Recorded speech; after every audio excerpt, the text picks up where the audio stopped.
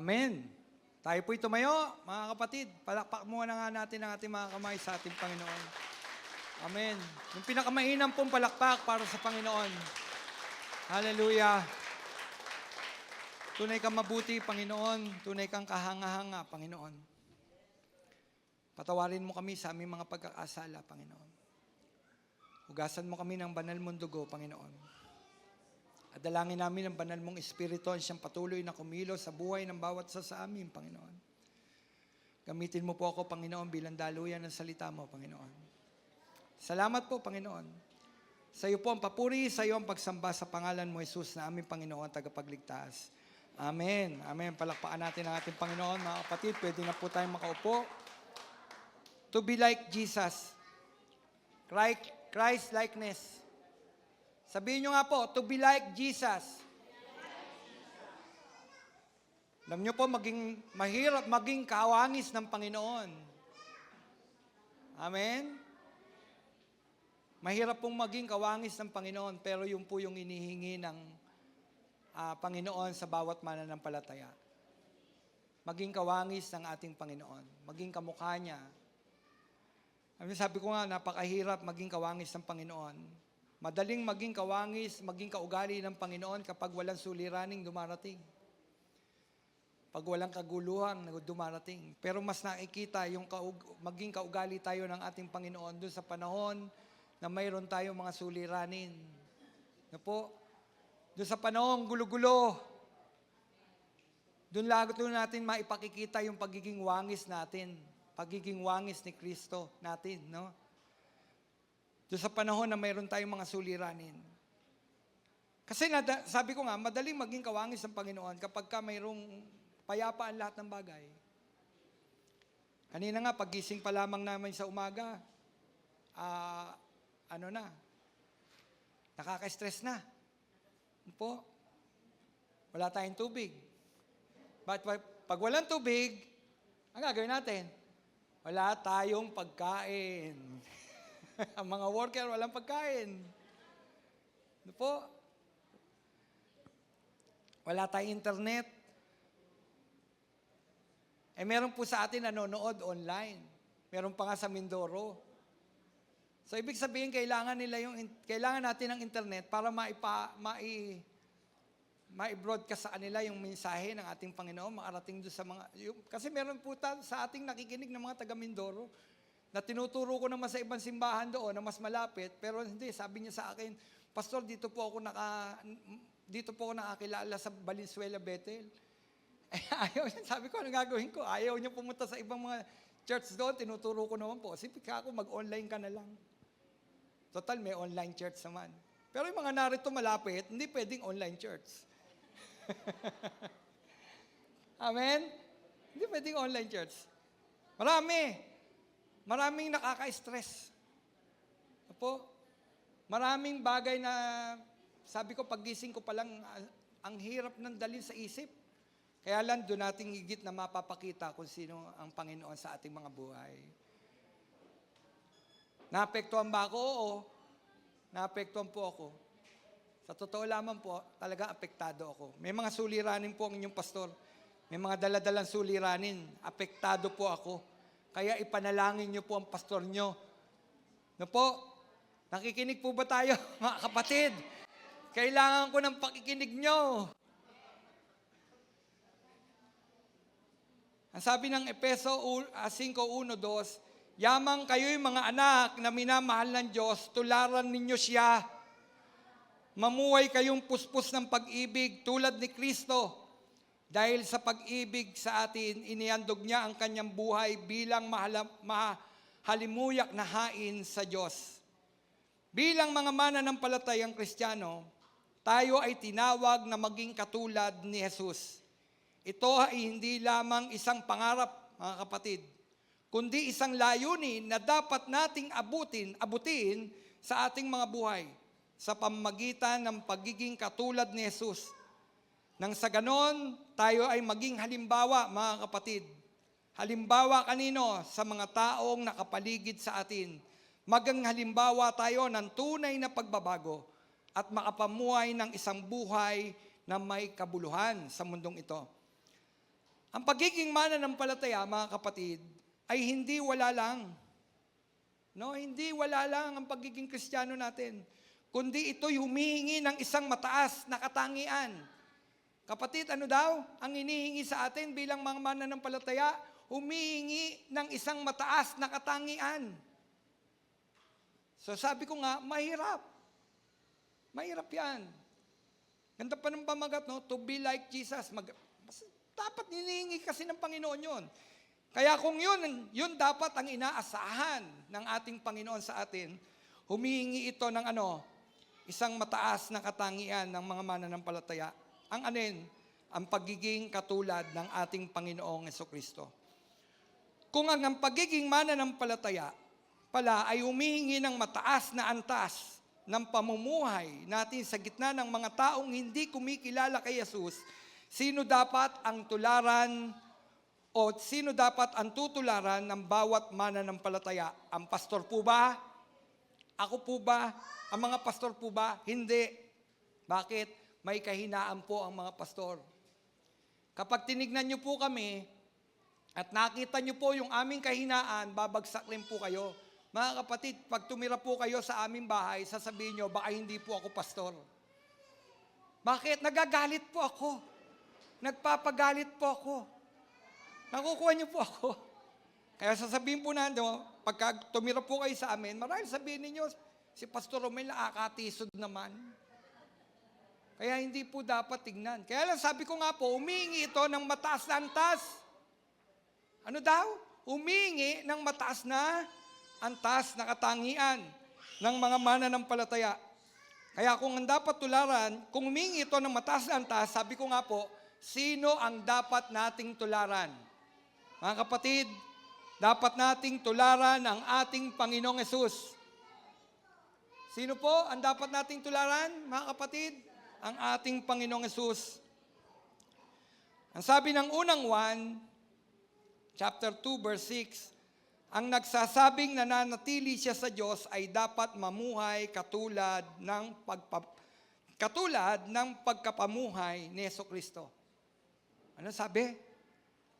Ang nagsasabing nananatili siya sa Diyos ay dapat mamuhay tulad ng pamumuhay ni Jesucristo. Kapatid, sino dito ang nananatili sa ating Panginoong Hesus? Kung nananatili tayo sa ating Panginoong Hesus, dapat tumutulad tayo kay Kristo.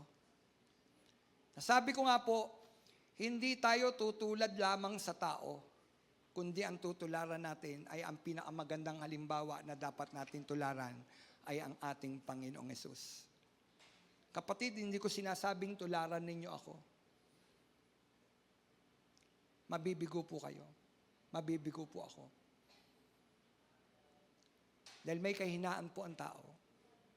Amen? May kahinaan po ang tao. Si Jesus ang perpektong halimbawa ng buhay na puno ng pag-ibig. Kababaang loob. Sino daw? Si Jesus. Si Jesus ang perpektong halimbawa na dapat nating tularan. Sa kanyang alin? Sa kanyang pag-ibig at sa kanyang kababaang loob. At kapatawaran. Si Jesus, kapatid, hindi tao. Ulitin ko, si Jesus, hindi ang tao. Kahit gaano pa nating isipin na ganun siya ka-espiritual. Pag ang tinignan lamang natin ay ang ang tao, kapatid, may panahon, bagsak. Minsan pa nga pati doktrina na nagsimula sa tama, nauuwi sa mali. Kaya hindi dapat lagi natin tinitignan tao lang. No, hindi tao. Kasi sabi ko nga po, minsan nagsimula ng tama ang doktrina, tapos nagiging mali. Kapag ang sinasampalatayaan mo o idol na idol mo, yung tao, dahil sa tingin mo, spiritual siya, kung ano na lang ituro niya, tatanggapin mo. Bakit? Kasi nga, nakatingin ka sa kanya. Ay, spiritual siya. Tama lang naman. Okay lang naman tumingin sa tao. No? Okay lang. Hindi masamang tumingin sa tao bilang halimbawa sa pamumuhay ng tao. Dahil si Apostol Pablo ay nagsabing tularan ninyo ako. Napansin niyo yun, sinabi ni Apostol Pablo, di ba? Tularan ninyo ako tulad ng pagtulad ko kay Kristo. So sinasabi rin naman pala ni Apostol Pablo na tularan ninyo ako. No, ang lakas ng loob ni Apostol Pablo na sabihin, tularan ninyo ako tulad ng pagtulad ko kay Kristo. Ang kapatid, bakit malakas ang loob niya? Alam niya yung kanyang sarili. Na ano yung kanyang sarili? Tingnan niyo, no? Sabi niya, tularan ninyo ako. Pero meron siyang tinuturo. Ano yun? Kasi tinutularan ko ang Diyos, si Kristo. Tulad ng pagtulad ko kay Kristo. Mga kapatid, sabi ko nga, okay lang rin naman kung titingin ka sa tao. Kaya lang, hindi 100% naabase yung pananampalataya mo sa tao. Tao nga eh. Tao. Kailangan nakabase ang ating pananampalataya sa ating Panginoong Jesus. Kung mayroon kang tutularan sa pag-ibig, tularan natin ang pag-ibig ng Panginoon. Sabi ko nga, sabi ni Apostol Pablo, tularan ninyo ako tulad ng pagtulad ko kay Kristo. Pansinin ang sinabi ni Pablo, tulad ng pagtulad ko kay Kristo. Tingnan niyo mga kapatid, itinuturo niya ang pinakamagandang halimbawa ay si Kristo. Napansin niyo po ba? Sinabi doon, tulad ng pagtulad ko kay Kristo. Tinuturo niya doon, ito yung pinakamagandang halimbawa na dapat nating pagkuhanan o tularan. Sino yun? Si Kristo. Sabi niya, imitate me as I imitate Christ. So, ganito mga kapatid, tinuldukan ni Pablo, dapat maging halimbawa ng mga mananampalataya yung ugali ng ating Panginoong Jesucristo. Kung mayroon tayong tutularan, si Kristo. Nakuha niyo pa mga kapatid? Si Kristo, ang ating Panginoong Hesus. Tulad ni Kristo, na puspos ng pag-ibig. Ang sabi ng Efeso 5:2, mamuhay kayong puspos ng pag-ibig tulad ni Kristo. Mamuhay kayong puspos ng pag-ibig tulad ni Kristo. Pagpuspos ka ng pag-ibig tulad ni Kristo, wala kang itatangi. Wala kang itatangi. Mas nagbibigay siya. Mas mamahalin ko siya kasi binibigyan niya ako lagi. Eto hindi ito nagbibigay. Itatangi mo. Hindi ganon. No? Pagpuspos ka ng pag-ibig, nakapagbibigay siya sa iyo o hindi, binebless ka niya o hindi, patas ang tingin mo. Titignan mo siyang patas. Hindi mo itatangi. Yung nagbe-bless lang sa iyo. Yung mabuti lang sa iyo. Kundi titignan mo siyang patas. Bakit? Ang Panginoon hindi nagtatangi. Hindi tumingin lamang kanino? Doon sa mga mabuti sa Kanya. Maging ang mga tumutuligsa sa Kanya, pair niya. Pair lang ang kanyang pakikitungo. Pero may pagtutuwid. Nakuha niyo po? May pagtutuwid na nagaganap. Pero ang Panginoong Jesucristo, dahil puspos yan ng pag-ibig, walang itinatangi ang ating Panginoong Jesus. Katunayan, nilalapitan nga niya kung sino yung mga makasalanan. Mas hinahanap ng ating Panginoon yung mga taong makasalanan. Kaya siya lumalakad, kaya siya nagbimisyon nung nandito pa siya. Hinahanap niya hindi daw ang mga taong matuwid. Hinahanap niya alin ang mga taong makasalanan. Nakukuha niyo po mga kapatid, hindi nagtatangi ang ating Panginoon. Puspos kasi siya ng pag-ibig. Pag puspos ka ng pag-ibig, irirespeto mo ang kapwa mo. Ano daw? Irirespeto mo ang kapwa mo.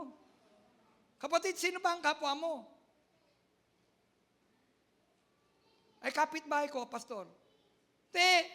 Unang kapwa mo, magulang mo. Marami ngayon hindi na nire-respeto ang magulang. Mga bastos. Pinalaki mo ng tama, pinag-ukulan mo ng panahon.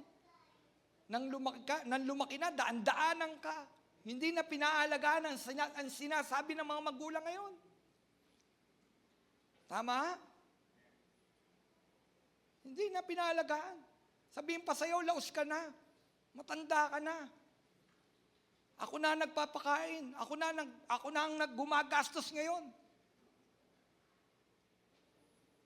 Minsan pa nga, kahit hindi na siya gumagastos dahil may edad na, ganun pa rin kung itrato yung mga magulang, mga kapatid. Tapos sasabihin, puspos ka ng pag-ibig. Meron ba sa church noon? Meron sa church? Meron. Meron sa church. Nagsaserve. Pero basta sa magulang.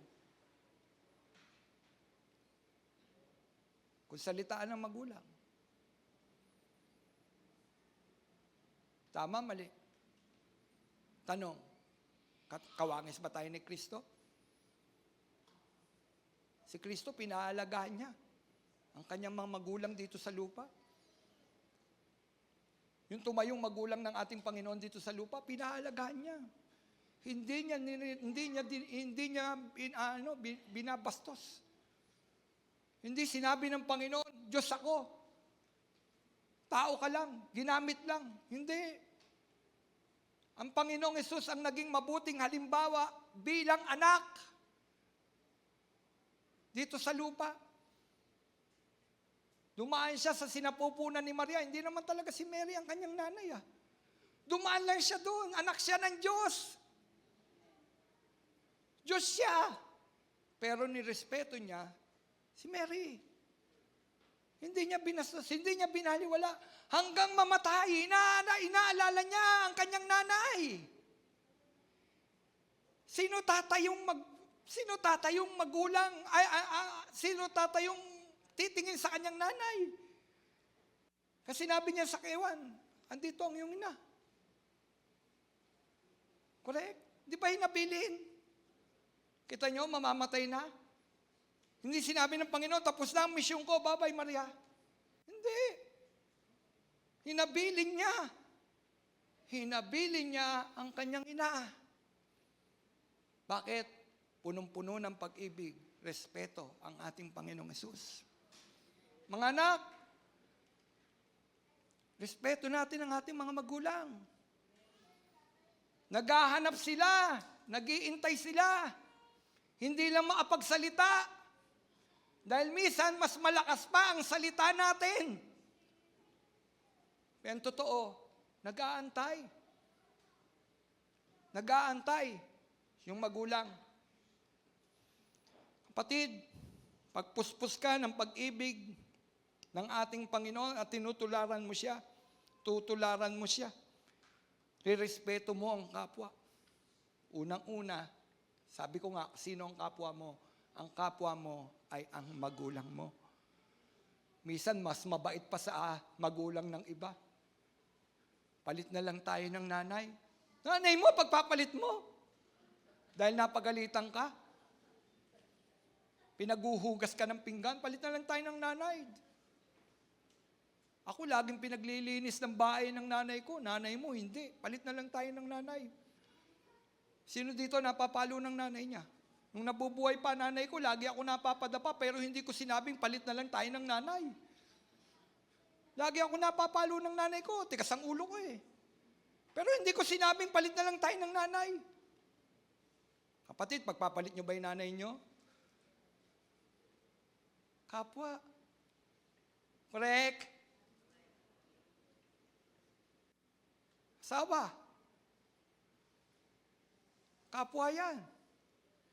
Hanggang mamatay. Tama? Hanggang mamatay. Asawa mo yun Pinili mo yun Kaya iba ngayon, ayaw na magpakasal. Trial na lang. Hindi, pinili mo yan. Pag pinili mo yan, hinarap mo yan sa altar, anong gagawin mo? Faithful ka. Kapwa yan eh. Faithful. Hanggang mamatay. Tama? Tama, mali. Tama o may tama si pastor? Ako nga, pinagtitiisan ko si Belia eh. Ano ba si Belia? Di po ba? Kasi kapwa, puspos ng pag-ibig. Ang ating Panginoon, puspos ng pag-ibig, respeto sa kapwa. Hindi mo siya ipapaya. Hindi mo siya ipapaya. Alam niyo, naging leader po ako ng mga kabataan sa Caloocan Bethel. Kahit ganito, may edad na po ako. Naging leader ako. Hanggang ngayon, leader po ako dun eh. Ako po overseer ng kabataan doon. Sa Caloocan Bethel. Pag nung nandun pa po ako noon, hindi pa po ako nagpapastor, pag meron po akong gustong kausapin, hindi ko po binubulyawan. Leader ako sundin mo ako. Hindi. Tinatawag ko, pinapupunta ko, saan? Sa kwarto. Nagsasama ako. Ulitin ko, nagsasama ako para may saksi. Lalo na kapag babae kausap, magsasama ka. Amen?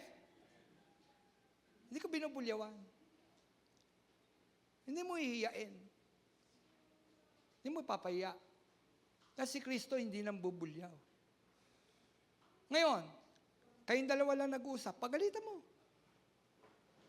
Dahil kasama yon, pagtutuwid. Kasama sa pag-ibig, ang pagtutuwid. Hindi pwedeng mawala yung pagtutuwid doon sa pag-ibig. I love ko siya, hindi ko siya itutuwid, masasaktan siya. Hindi. Itutuwid. Ang tunay na nagmamahal, nagtutuwid. Correct? Alam niyo, mas madaling mag-sermon dito ng puro blessing. Walang pagtutuwid. Mas madaling mag-sermon dito. Pagpapalain kayo ng Panginoon, taas ang kamay ng gusto ng pagpapala. Amen! Hindi po ba? Masarap painggan ang patungkol sa mga pagpapala. Masarap ba na sinesermonan ka? Sermon na nga sa bahay, pastor, pagdating pa sa simbahan, sermon pa. Wala bang iba? Wala ba kung pupuntahan ng walang sermon? Kapatid, ano ba pinunta mo simbahan? Para maging panatag? Oo, para maging panatag. Pero kaya lang, kasama sa pagpunta natin sa simbahan, yung tatanggapin natin ang salita ng Panginoon, salita ng pag-ibig, salita ng pagtutuwid ng ating Panginoon. Hindi mo pipiliin lang yung pakikinggan mo. Blessing. Pagtutuwid. Chat. Scroll. Minsan nasa loob ka ng simbahan, nag-scroll ka.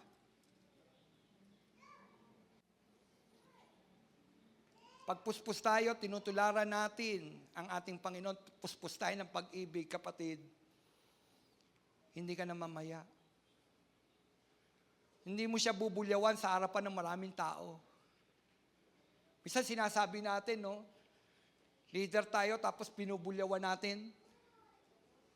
Ang tunay na leader, hindi nang bubulyaw sa harapan ng maraming tao. Correct? Mahirap pa nga kapag ka ang nabubulyawan. Biro mo, leader, bubulyawan mo, mas matanda sa'yo. Hello, kapatid.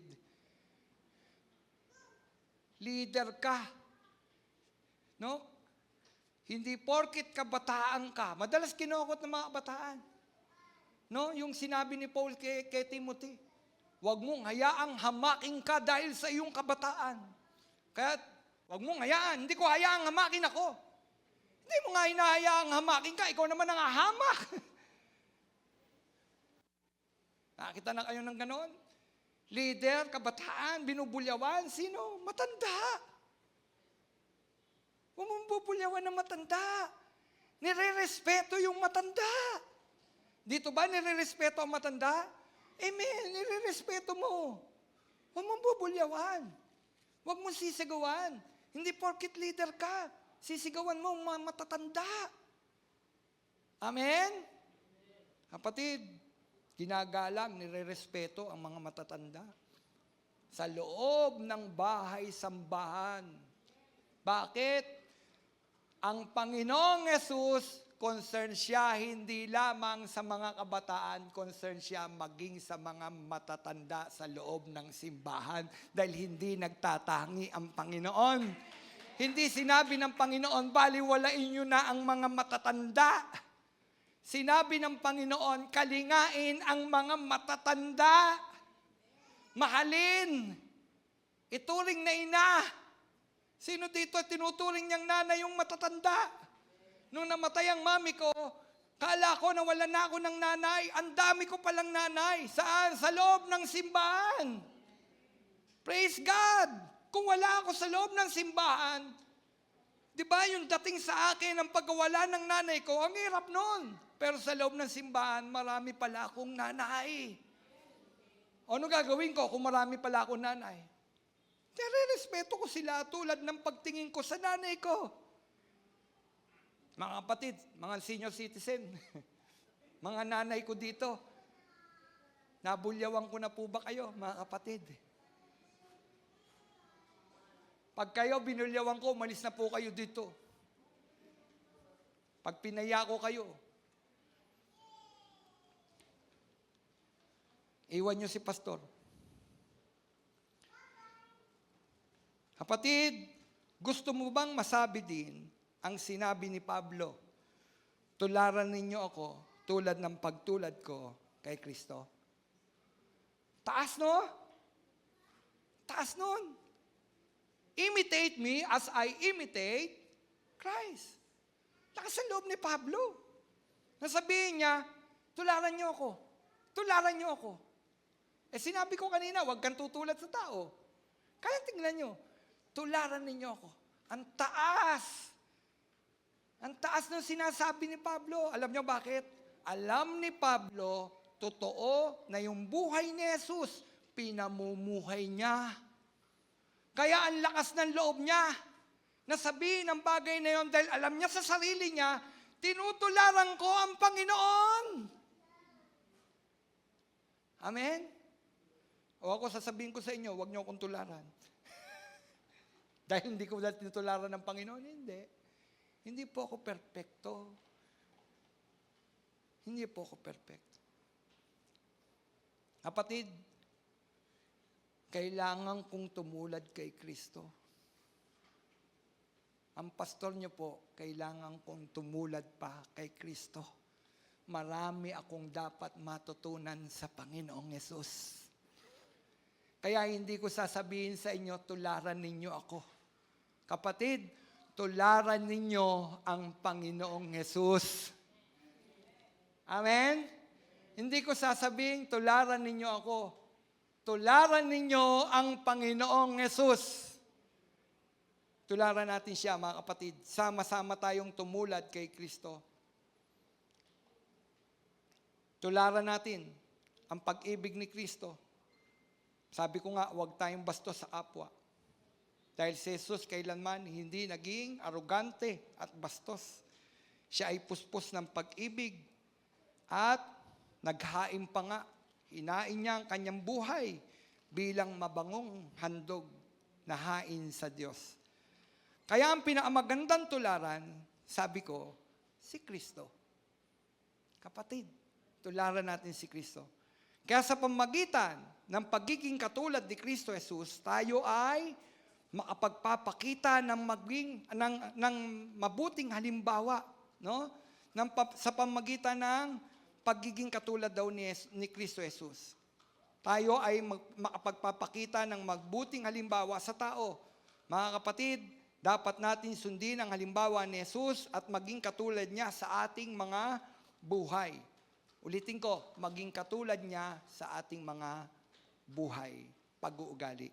Pangalawa, paano tayo magiging katulad ni Kristo? Paano? Kapatid, napakahalaga po nito. Ipailalim natin ang ating buhay sa banal na Espiritu. Kanino daw? Ipailalim natin ang ating buhay sa banal na Espiritu.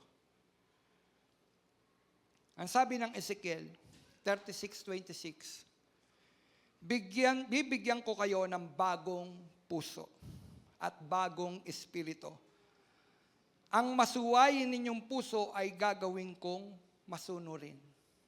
Pag nagpailalim ka sa banal na espiritu, kapatid, yung puso nating masuwayin, hindi sumusunod sa ating Panginoon, papalitan ng Diyos.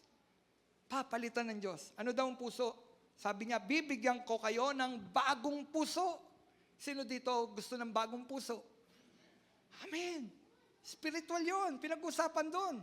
Hindi literal na puso, kundi spiritual. Puso. Yung pusong matigas, babaguhin ng banal na espiritu. Lalagyan niya lang pagiging malambot na puso. Merong pagka wala ka sa silalim ng banal na espiritu, yung puso mong matigas, hindi ako magpapatawad. Mamatay na ako mamatay. Di po ba? Yan ang pusong matigas. Mamatay na ako mamatay. Hanggang mamatay tayo, hindi ko patatawarin yan. Ang laki-laki ng pagkakasala mo sa akin. Hindi kita patatawarin. Pero kapag tayo nasa ilalim ng banal na espiritu, nagpapailalim tayo, mga kapatid, yung puso nating matigas, pinapalitan ng bago ng ating Panginoon. Pinapalitan ng banal na espiritu. Gusto ba natin yung puso natin maging malambot? Laging may habag. Kapatid, laging may habag. Sino dito nakakaranas ng may habag sa kapwa? Amen? Minsan nga, yung taong nakakainis na kinahabagan mo pa kapag bago puso mo. Pag nasa ilalim ka ng Espiritu Santo. Nahabag ka sa Kanya. Kahit kagalit-galit na siya, pero nahabag ka pa rin sa Kanya. Bakit nahabag ka? Hindi, kasi kapatid, alam mo, mapupunta siya sa apoy. Yung sumusuway sa Panginoon. Di ba? Hindi ba kayo nakakaramdam ng habag? Di ba dapat nakakaramdam ng habag? Kapatid, kapag tayo nasa ilalim ng banal na espiritu, nararamdaman mo yun. May concern ka. May concern ka. Yung dating walang pakialam na puso, pinapalitan ng banal na espiritu ng bagong puso, may pakialam ka na sa kapwa mo. Mapupunta siya sa apoy, ano gagawin mo kung mapupunta siya sa apoy? Kung mapupunta sa kapamakan, ano gagawin po natin, mga kapatid? Alam niyo ba ibig sabihin ng merong concern at merong care? Ano yung ibig sabihin nun? Pag nakikita niyo po, nasusunog halimbawa, 2:00 ng madaling araw, yung bahay ni Kuya Joey. Halimbawa lang po yun, Kuya Joey. Hindi po, halimbawa lang. Nakita ni Ate Candy, nasusunog yung bahay ni Kuya Joey, 2:00. Ano gagawin mo, Ate Ken? Sisigaw. Joey, Joey, gising! Nasusunog yung bahay mo, gising, gising. Tama? Bakit? Kasi concerned ka. Hindi bakit to hindi nyo ginising? Nakakahiya. Natutulog po siya noon. Nasusunog. Tama. Kapatid, ang daming pupunta sa apoy. Ang daming mapapahamak. Kung sa tingin mo, nakatanggap ka na ng kaligtasan ng Panginoon, kapag nakikita mong masusunog, gigisingin mo, hindi ka mahihiya. Pupukawin mo yung pansin niya, hindi mo sasabihin nakakahiya naman. Sasabihin mo sa kanya, direkta. Hindi judgmental ang dating, ha? Hoy, pupunta ka sa apoy. Pupunta ka sa apoy. Hindi ganon.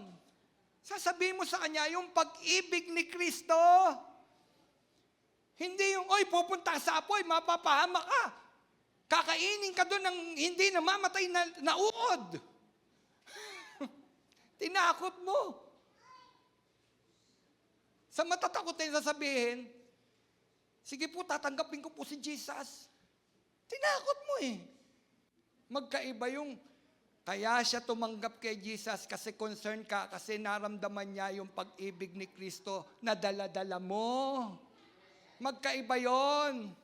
Concern ka sa Kanya, binahagi mo yung pag-ibig ni Kristo na natanggap natin.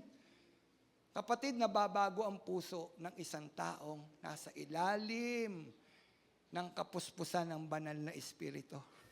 Concern na siya sa kapwa niya.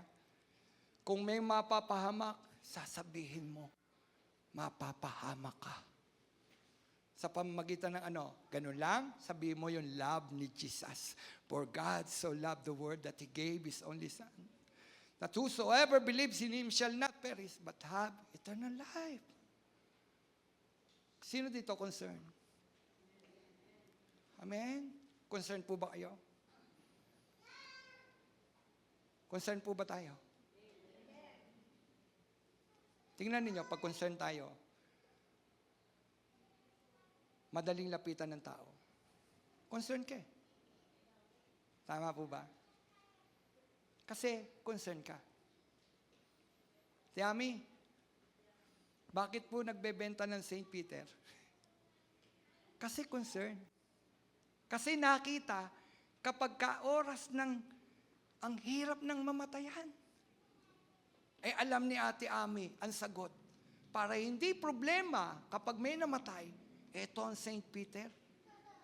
Di ba? Dahan-dahan ninyo, hindi po ako nagpo-promote ha. Dahan-dahan ninyong babayaran. Di ba ba? Di ba meron ganyan? Kasi bakit? Nakita. Nahihirapan ng tao kapag may namatayan. Naloloko pa. O eto, magaang. Eh kami nga nakakuha pa ng money back eh.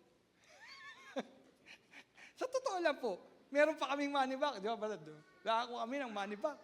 Hindi ko pinopromote yun. Ang ibig ko sabihin, kaya nakita nila yung concern sila sa mga taong namamatay. Kapatid, hindi lang tayo concern sa taong namamatay, sa daigdig lang na ito. Concern tayo sa mga kaluluwang namamatay araw-araw. Kaya ibabahagi mo ang salita, ibabahagi ko ang salita, ang mabuting balita ng ating Panginoong Yesus. Sabi ng Ezekiel, bibigyan ko kayo ng bagong puso. Ibig sabihin no, nagmamalasakit ka sa kapwa mo. Ang sabi ng awit, 51:10, isang pusong tapat sa aking likhain. Bigyan mo, O Diyos, ng bagong damdamin. Ang ganda nung sinabi sa awit. Opo.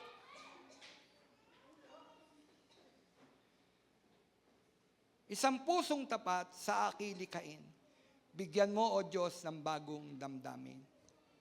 Ang pagbabago sa pamagitan ng Espiritu Santo ay mahalaga para sa pagiging katulad ni Jesus.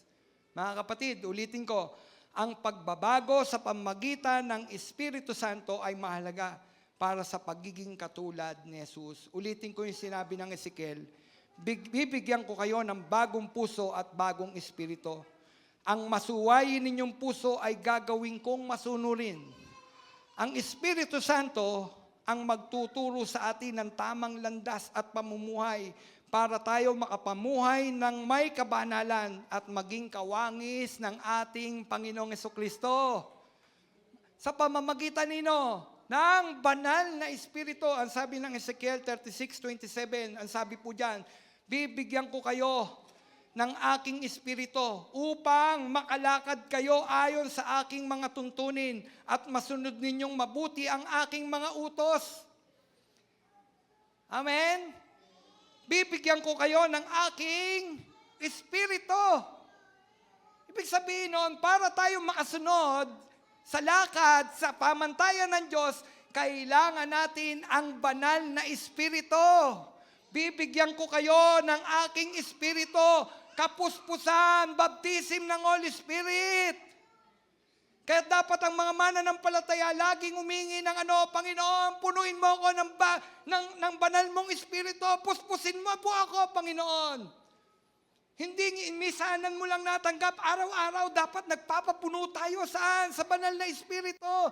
Kailangan natin ang langis ng banal na Espiritu para tayo makalakad ng may kabanalan sa mundong ito, mga kapatid. Bakit nanghihina? Bakit nawawala ang init? Bakit nawawala ang lagablab?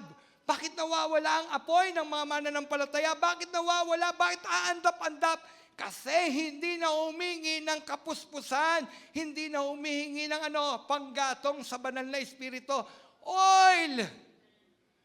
Habang iniintay natin ang ating Panginoon, punuin mo ako, Panginoon, ng oil. Panggatong. Parable ng 10 virgin. Habang nag-iintay sa ating Panginoon, ang 5, umasa na lamang dun sa oil na tanggap niya. Yung 5, matalino, may baon. Habang iniintay ang lalaking ikakasal. Kumakatawan yon sa ating Panginoong Hesus. Habang iniintay natin ang pagbabalik ng ating Panginoong Hesus, mga kapatid, dapat matalino ka. Dapat alam mo, may panggatong ba ako? May apoy pa ba ako? Nagiinit pa ba ako? Naglalagablab pa ba ang buhay ko sa mga taong hindi paligtas? Dapat nagliliwanag. Kapatid, para makitang nagliliwanag tayo, puspos tayo ng banal na Espiritu. Tingnan ninyo, pag puspos tayo ng galit, anong manifestation ng galit? Galit. Kasi puspos ka ng galit. Pag puspos ka ng banal na Espiritu, anong manifestation ng banal na Espiritu? Nag-iilaw. Di po ba? Naglalagablab ang pananampalataya. Kahit tila hirap, pero naglalagablab yung faith kay Lord. Nag-iinit. Habang iniintay natin ang nalalapit na pagbabalik ng Panginoon. Kapatid, napakahalaga. Puspos ka ng Espiritu Santo. Oil. Di ba may kanta niyan? Give me oil in my lamp, keep me burning. Give me oil in my lamp, I pray. Hallelujah, give me oil in my lamp, keep me burning. Keep me burning till the... Kalimutan ko. Diba? Give me oil in my lamp, keep me burning. Keep me burning. Kapatid, sabihin nyo nga, keep me burning. Habang nintay natin si Lord, maglagablab tayo. Mag-init. Magningas. In flame. Tama? In flame. Para maging kawangis tayo ng ating Panginoong Hesus. Napakalaga ng puspos tayo ng Espiritu Santo. Bawat araw. Kapatid, nararanasan mo pa ba ang kapuspusan ng Espiritu Santo? Pastor, kailan po ba mararanasan ang kapuspusan ng Espiritu Santo? Pag may revival lang ba? Hindi. Hindi. Oo, kapag may revival. Pero hindi lamang tuwing may revival. Hindi lamang tuwing linggo. Dapat araw-araw. Dahil nag-iintay ka eh. Di ba? Nag-iintay ka, kanino? Kay Jesus. So habang nag-iintay ka kay Jesus, Lord, give me oil, give me oil. Amen po ba? Keep me burning. Pag-alabin mo, O Diyos, habang iniintay ka namin sa nalalapit mong pagbabalik. Sabihin natin yun. At asamin natin lagi na mapuspos tayo ng banal na Espiritu. Sino dito gustong mapuspos ng banal na Espiritu? Kasi gusto niya maging kawangis siya ng ating Panginoong Hesus. Amen. Ang banal na Espiritu gagawa niya sa ating mga buhay. Sabi, bibigyan ko kayo ng bagong puso. Bagong puso. Ang masuwayin ninyong mga puso ay gagawin nating masunurin. Sino sagot? Si Pastor? Para ang pusong matigas, ang pusong masuwayin, gagawin niyang masunurin? Sino sagot? Discipleship is kasama lang yun. System yun eh. Sistema yun. Pero ang tunay na magpapalambot sa puso ng tao ay ang banal na Espiritu. Siya gagawa. Hindi ang pastor. Hindi ang sistema. Hindi rin ang simbahan lang ito. Ang gagawa ay ang banal na Espiritu, ang Diyos.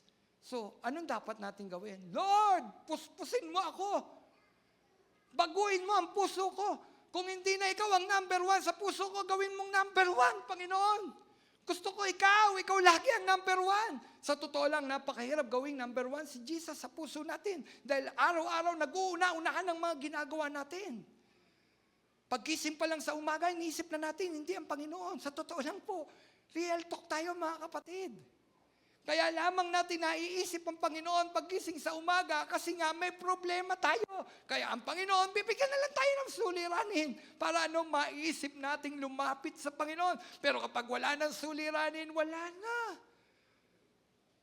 Kaya yung dating naglalagablab, naging aandap-andap. Kapatid, aandap-andap. Yung apoy. Bakit? Kasi nga, nalilimot nating dumulog araw-araw sa paanan ng ating Panginoon. Pero kapag may suliranin tayo, halos mapudpud yung mga tuhod natin, kaluluhod. Kailangan pa bang magpadala ng Panginoon ng mga bagong suliranin? Para tayo dumulog sa Kanya. Kapatid, di po ba't dapat araw-araw nagpapapuno tayo sa banal na Espiritu? Give me oil in my lamp, keep me burning. Give me oil in my lamp, I pray. Give me oil in my lamp, keep me burning. Di po ba? Keep me burning, Lord. Keep me burning. Hanggang pagdating ng Panginoon. At pagdating ng Panginoon, makikita ng Panginoon, hindi, AG yan, ligtas yan. Hindi yun ang tinitignan ng Panginoon. Tama? Puspos ba yan ng Espiritu Santo? Kawangis ko ba yan? Nasa puso ba niya ako? Tinitignan ng Panginoon kung nasa puso niya, tayo, ang Panginoon. Kapatid, nasa puso mo ba ang Panginoon? Kasi sa pagbabalik ng Panginoon, titignan ng Panginoon, puso. Puso. Hindi nakasulat dyan, Valenzuela, Bethel. Panginoon, ligtas na, ba't hindi ako kasama? Valenzuela, Bethel, Valenzuela. Sabi ni Lord, hindi Valenzuela, Bethel. Dapat ang nakasulat dyan, Jesus. Dapat nananaan sa puso mo si Jesus. Correct? Kapatid, napakahalaga na tayo ay bukas sa tinig ng pangunguna ng Espiritu Santo para tayo maging katulad ni Kristo. Tinig, nino? Tinig ni nino? Ni Jesus. Panguli, pangwakas, pwede na po tayo umuwi. Pangatlo, ano yung mga katangian ni Jesus na dapat nating tularan? Ano yung mga katangian ni Jesus na dapat nating tularan? 5 lang po ito. Bawat isa, isang oras. Una, ang pag-ibig ni Jesus. Tinalakay natin kanina, di ba? Ang pag-ibig ni Jesus, tularan natin. Mapagmahal si Jesus. Sino dito nakaramdam ng pag-ibig ni Kristo? Amen? Pero ang pag-ibig ni Jesus, hindi nakikipag-compromise. Amen? Hindi siya nakikipag-compromise. Ano ibig sabihin nun? Kasi tutularan natin dapat love. Lahat mamuhay tayo sa love. Oo, pinamumuhay tayo sa love. Pero wag nating kalilimutan yung sinuturo ko sa inyo nakaraan, moral law. Moral na usapan. Kailangan Kasama ng pag-ibig, yung pagpapakabanal. Kaya sabi ni Lord, may turo siya. Rebuke. Open rebuke is better than secret love. Rebuke. Kasama sa pag-ibig ng Panginoon na dapat nating tularan, rebuke. Minamahal mo siya, kaya mo siya i-rebuke. Minamahal mo siya, kaya mo siya itutuwid. Kasama sa pag-ibig, yung pagtutuwid. Amen? Hoy! Hirap. Minsan hindi nila maunawaan yun eh. Sabi mo, love mo ko. Pachat-chat ka pa ng love, I love you. Eh, ba't pinagagalitan mo ko? Pa. Minsan, di maintindihan ng mga anak yun eh. Di ba mga nanay, tatay, I love you. At totoo yun. I love you. Eh, love mo pala ako eh. Bakit hindi mo ko... Bakit pinagagalitan mo ko? Love mo pala ako. Kaya nga kita pinagagalitan. Kasi mahal kita. Hindi kita papagalitan kung wala kang masamang ginagawa.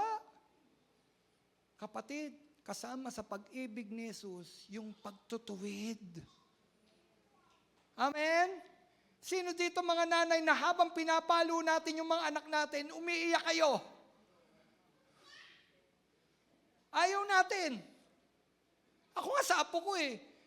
Pag yung bang, yung napalo mo siya, di ba? Tapos mamaya nararamdaman mo, parang, ang sakit.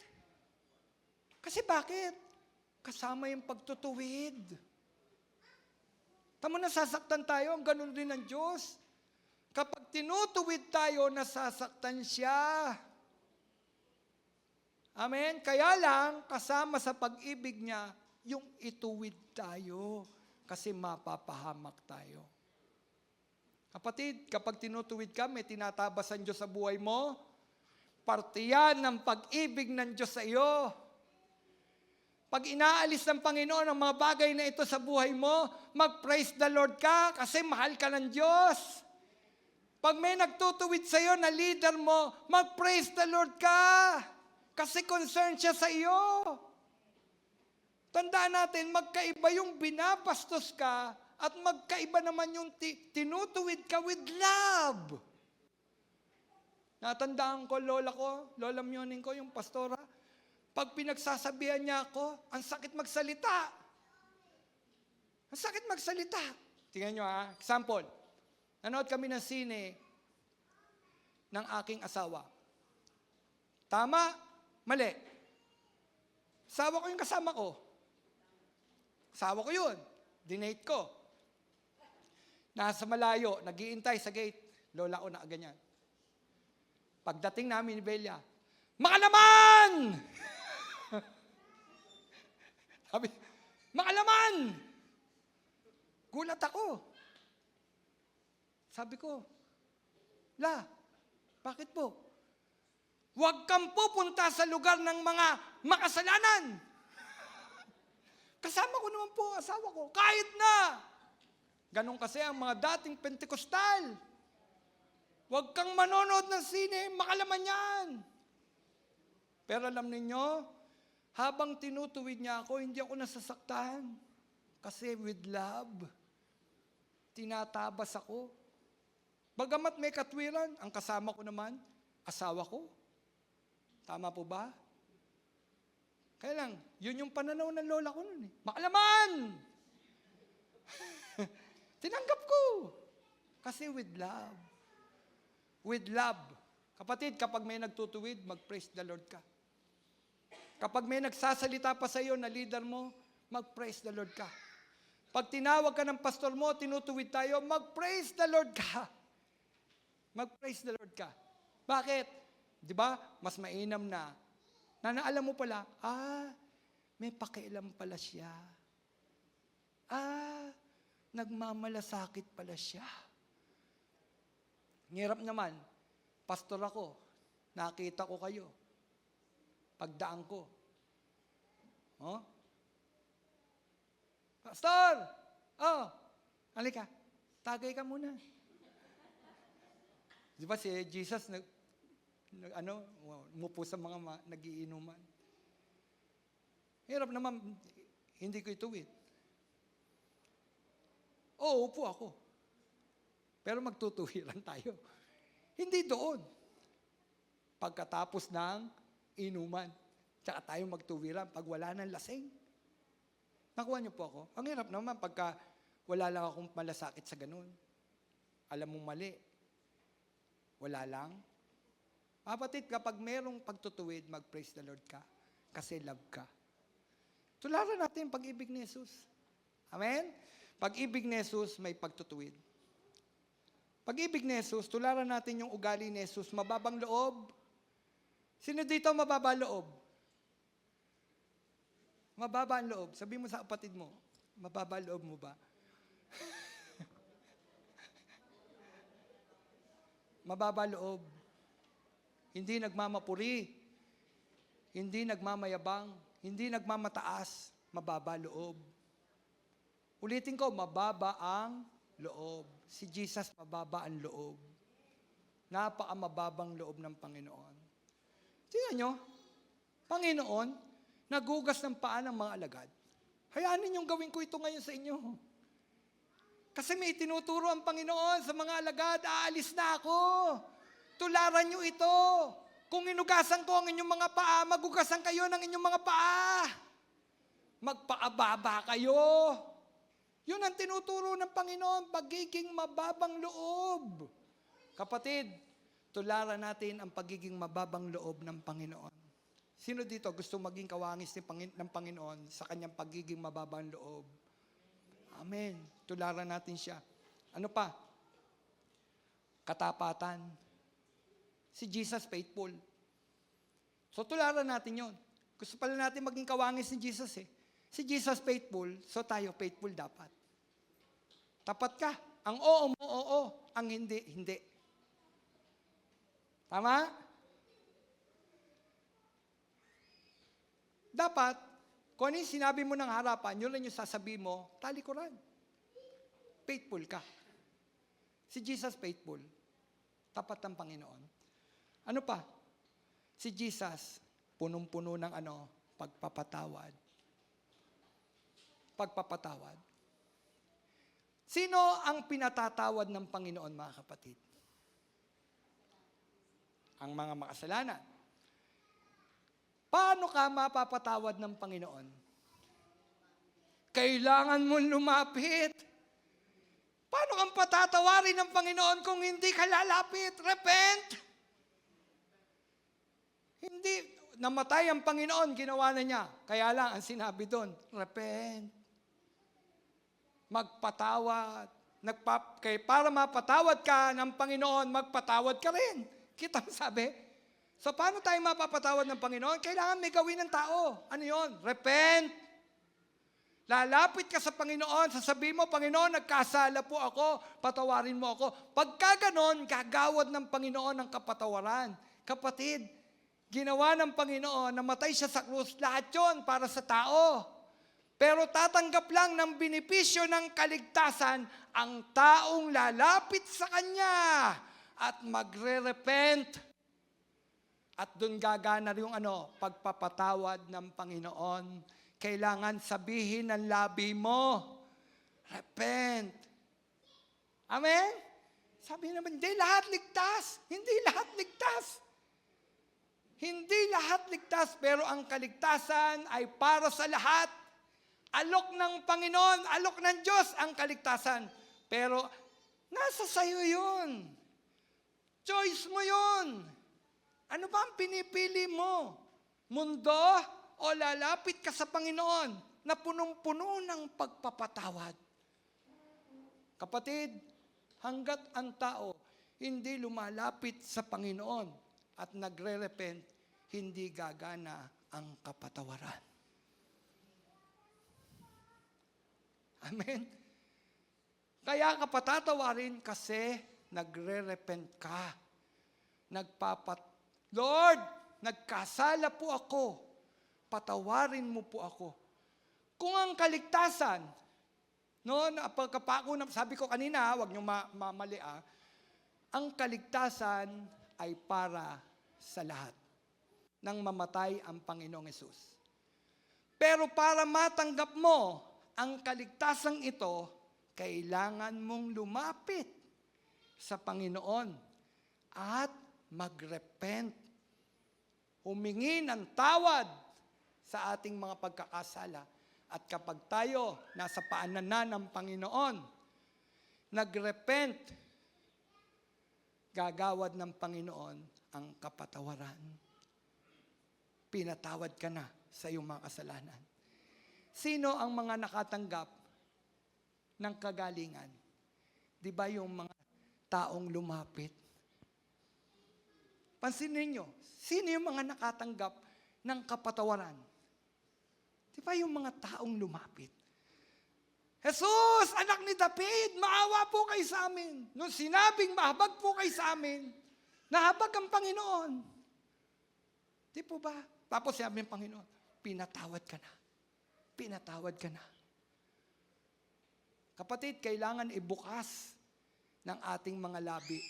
Alin? Ang paghingi ng tawad. At ang Panginoon, papatawarin ka niya dahil punong-puno siya ng pagpapatawad sa taong lumalapit sa Kanya at humihingi ng habag ng kapatawaran. Amen? Amen. Minsan yung super grace, huwag kayong naniniwala sa super grace, ha? May turong super grace, o biyaya, totoong biyaya, kaya lang, kailangan natin mag-repent. Repent. Amen? Kung hindi na kailangan mag-repent, bakit may apoy pa ng impyerno? Tama? Bakit sinabi ng Biblia? Hindi papasok sa kaharian ng langit ang mga gumagawa ng mga ganito. Pangangalo niya, pakikiapit, pagsamba sa Diyos-Diyosan. Nakita ninyo? So, ang tao pupunta sa apoy. Pag hindi, repent. Kapatid, mag-repent tayo para igawad sa atin ng Panginoon yung kapatawaran. Ngayon, kapag pinatawad na tayo ng Panginoon, anong dapat natin gawin? Tularan yung katangian ng Panginoon. Amen? Maging mapagpatawad ka. Ang hirap nito nung makatanggap tayo ng kapatawaran ng Panginoon, nakalimutan natin magpatawad sa kapwa natin. Amen? Tingin natin sa iba, parang mapapahamak yung mga yan. Papahamak yung mga yan. Hindi, maging mapagpatawad tayo. Kapatid, mapagpatawad po ba tayo? Pag may lumapit ba, natitiis nyo? Natitiis nyo po ba? Nay, ayaan mo i-share ko na yung karanasan mo. Hindi ko naman sasabihin yung pangalan mo. Hindi ko sasabihin yung pangalan. Hindi rin tayo na-broadcast ngayon. May tindahan niya. Kunyari, bibili sa kanya. Pagtalikod nung nagbebenta, asawa niya, kinukuha yung laman ng tindahan niya. Pagbilan niya akong ice tubig, may ice tubig magkano? Halimbawa, 5 piso, kukuhanin dami. Si nanay, bili ng bili, ang dami natin. Di ba parang gano'n? Ang lakas ng benta natin, nauubos yung mga tinda natin. Asan ang benta? Walang benta. Paano naubos? May kumukuha. Nahuli. Nahuli niya Nalaman kung sino. Nung nalaman kung sino, anong gagawin ni nanay? Nalahuli niya kung sino yung kumukuha ng mga paninda niya. Ano unang reaksyon? Magdemanda. Tama? Tanong, tama ba? Oo. Magdemanda. Pero ninanakawan ka. Ngayon, lumapit. Pastor, naging barangay chairman si Pastor. Naging barangay hall to. Pastor, pwede po ba usapin natin? Sabi ko, eto po yun Ako, mamamagitan. Nasa kanya yun. Nasa kanya yun. Kasi karapatan niya yun. ginawan siya ng masama. Karapatan po nila yon. Basta ako, mamamagitan lang po. Opo. Pinatawag. Nay, ito po siya. Ito po. Humihingi po ng paumanin ang tawad. Ano sabi? Alang-alang sa Panginoon, Pastor. Ano sinabi? Alang-alang sa'yo, Pastor? Hindi. Alang-alang sa Panginoon, Pastor. Hallelujah, praise the Lord. Yan po ang nagagawa ng taong nasa ilalim ng Panginoong Jesucristo at ng banal na Espiritu, punong-puno ng pagpapatawad kahit na argabyado pa. At sinasabi niya, alang-alang sa Panginoon, Pastor. Hindi dahil sa iyo. Kung dahil sa iyo, ididemanda ko yan. Tama, alang-alang sa Panginoong Jesus. Kaya lamang tayo nakapagpapatawad dahil sa Panginoon. Pero kung wala ang Panginoon, hindi natin kayang magpatawad. Kapatid, doon natin makikita na ang isang tao, tunay nga, yung pusong matigas pinalitan ng bagong puso. Punong-puno siya ng pagpapatawad. Ay, hindi, Pastor! Dapat makulong yung mga yan para mabawasan ng mga walang yan dito. Di po ba? Hindi ganoon. Alang-alang sa Panginoon, Pastor, patatawarin ko po. Praise the Lord. Amen? Palakpakan natin ang Panginoon. Tinutularan kasi ang Panginoon. Sample lang po yun. Amen? Panguli, 5 oras. Pagmamahal sa kapwa. Ang Panginoong Hesus punong-puno ng pagmamahal sa kapwa. Mahal niya ang kanyang kapwa. Nang nandito siya sa mundong ito, pinadama niya ang kanyang pag-ibig. Marunong makipagkapwa-tao ang Panginoon.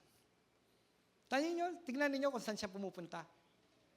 Ano sabi ng mga Pariseo at mga eskriba at mga saserdote?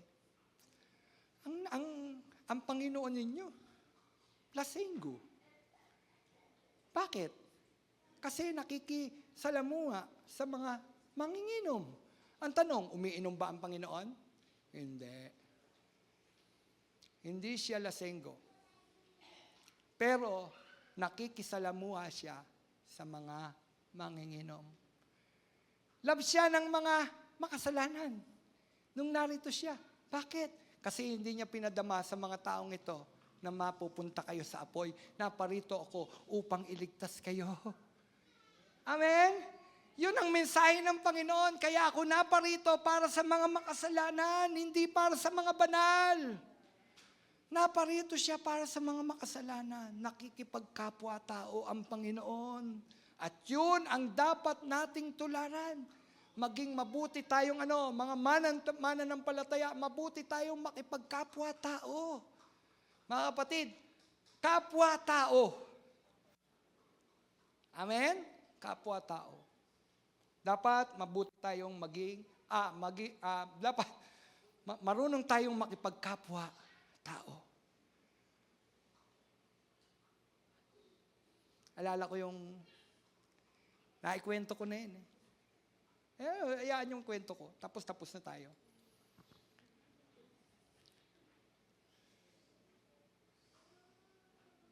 Na-exempted lang ako, di ba sabi ko sa inyo, na-exempted lang ako nung college ako, sa human relation.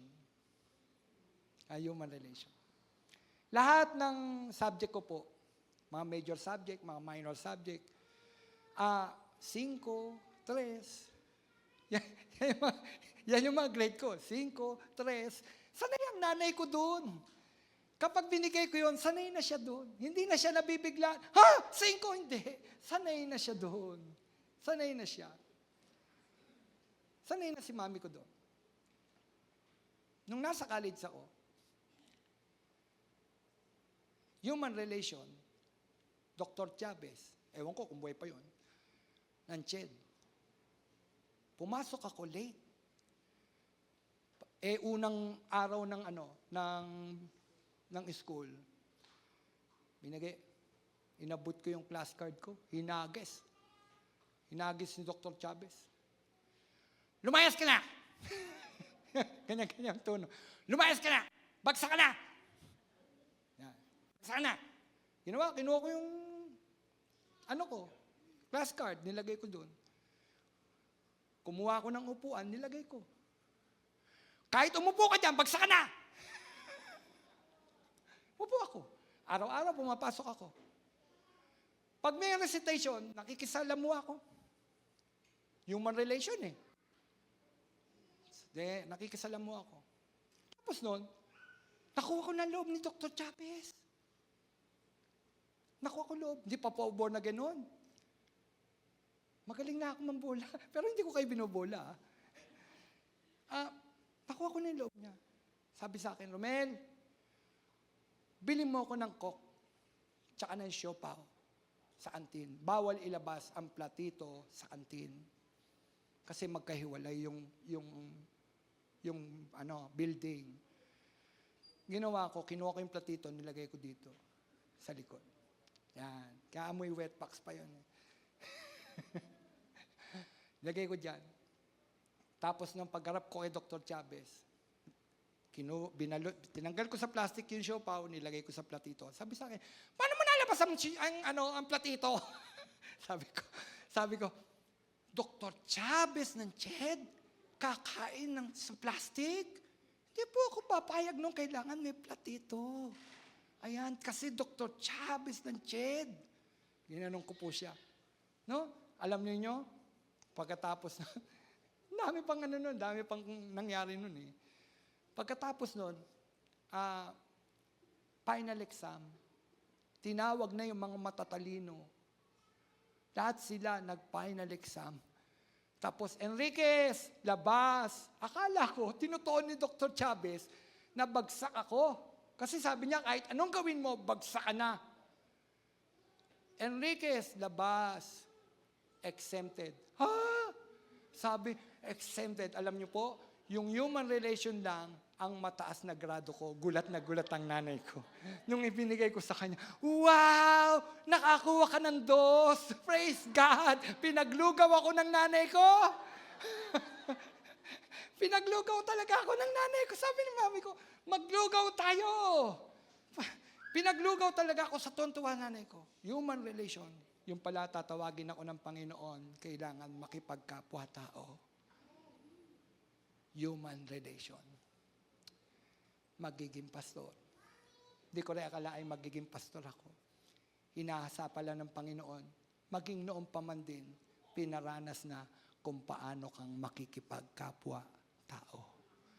Hindi ko po binola si Dr. Chavez. Baka sabihin niyo, binola mo para makakuha ka ng 2. Sabi nga niya, bagsak ka na eh. Kahit anong gawin mo. Kaya lang, bakit nabago? Kasi pakikipagkapwa-tao. Kapatid, kahit may nagagalit na sa atin, kapag marunong tayong makipagkapwa-tao, nababago yung puso ng taong nagagalit sa atin. Amen? Magnanakaw! Magnanakaw! Di ba? Magnanakaw. Magnanakaw ng tubig! Magnanakaw! Pagkatapos na, sabi ng Panginoon, eto, born again ako. Kaya narinig ko ng tinig ng Panginoon. Sabi ng Panginoon, talan mo ng kalahating kilong tusino.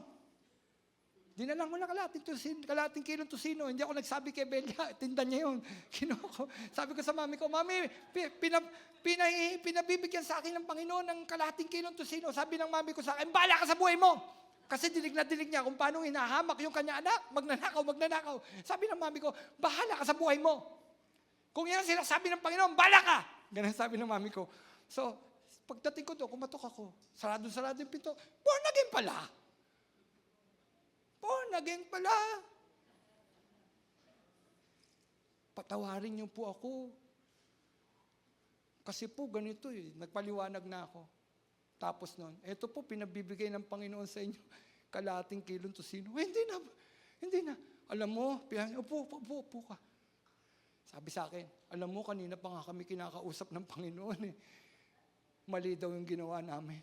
Sabi ko sa isip-isip ko, kinakausap ka pala ng Panginoon, ba't di ka humingi ng tawad? Amen? Ngayon, sabi ko, Lord, tinuruan mo akong makipagkapwa-tao. Tanyo, lumalambot ang puso, lalo na kapag may dala kang 1 kilong tusino na, gamin nyo. Ibig sabihin, hindi mo siya susuhulan. Kaya ka naroon kasi nakikipagkapwa, tao ka. Amen? Si Jesus, punong-puno ng pakikipagkapwa, tao. At inaasahan ng ating Panginoon na ang kanyang mga anak ay marunong makipagkapwa-tao. Dapat natin sundin, tularan ang mga katangiang ito ng ating Panginoon upang maging katulad tayo ni Jesus. Ang pagiging katulad ni Jesus ay isang layunin na dapat nating abutin sa ating mga buhay. Sa pamamagitan ng pagiging katulad niya, tayo ay makikitaan ng tunay na pagbabago at makapamumuhay ng isang buhay na may kabuluhan. Dapat nating hilingin sa Espiritu Santo na gabayan tayo sa ating paglalakbay sa mundong ito tungo sa pagiging katulad ni Kristo. To be like Jesus. Christ-likeness. Kapatid, karakter po yan, katangian po yan, na hinihingi ng ating Panginoon sa mga mananampalataya. Sino dito mananampalataya? Dapat, kawangis ka na ni Kristo. Kawangis na po ba tayo? Kaya po tumayo. Lord Jesus, mahirap po, Panginoon, para sa amin.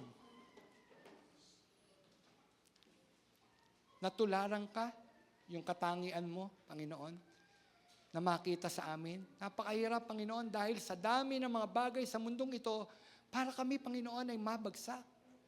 Hindi makapagpatawad, hindi makitaan ng kababaan loob, hindi makitaan ng pag-ibig, Panginoon. Napakarami sa mundong ito na magtutulak sa amin upang maging ganun, Panginoon. Kaya lang, Panginoon, nang tanggapin ka namin bilang Panginoon, tagapagligtas. Lord, nanahan ka sa aming puso. Katangian mo ito eh. Katangian mo ang punong-puno ng pag-ibig, kababaang loob, mapagmahal, paging mabuting, marunong ka makipagkapwa-tao, Panginoon. Lord, dapat nagiging ganun kami, Panginoon. Ama, malapit ka nang bumalik. At habang kami naghihintay sa nalalapit mong pagbabalik, punuin mo po kami, Panginoon, ng banal mong Espiritu, Panginoon. Hindi namin kayang mamuhay sa daigdig na ito nang wala ang banal na Espiritu, Panginoon. Hindi namin kaya, Panginoon. Hindi namin kaya, kailangan namin, Panginoon, o Diyos, ang kapuspusan mo, Panginoon, upang mapamuhay kami ng may kabanalan sa mundong ito, Panginoon. O Diyos, napakarami, Panginoon, o Diyos, na magbibigay sa amin, Panginoon, sa mundong ito para hindi kami maging kawangis mo, Panginoon. Tulungan mo kami. Tulungan mo kami, Panginoon.